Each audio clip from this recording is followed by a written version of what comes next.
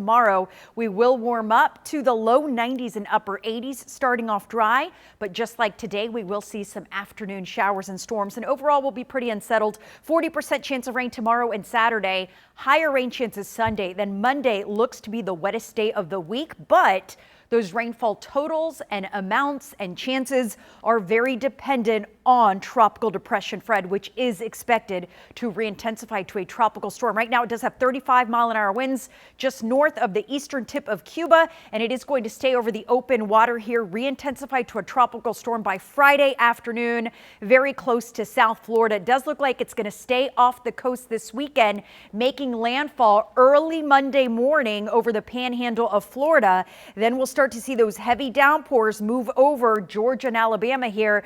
The latest track has shifted a little further west, so it does have the center of the storm moving right along the Georgia-Alabama border, which actually puts us in the worst of it. This is where the heaviest rain is, the strongest storms on that right side of the storm. Now, keep in mind, there is still a great deal of uncertainty. This is the cone of uncertainty all the way from Mississippi to South Carolina, so this could still shift. We still have several days to go, but if the storm stays on that path and if it follows the European model, which is just one of many, this is a look at rainfall totals for North Georgia between Sunday to Tuesday, and we're looking at 1.5 to as much as 4 inches of rain. So if it does stay on this path, it could mean very heavy downpours for us early next week. And don't want to talk about it, don't even want to mention it, but just behind Fred right now over Cuba, we've got another storm just behind it. This one has a 70% chance of development over the next 5 days, and that one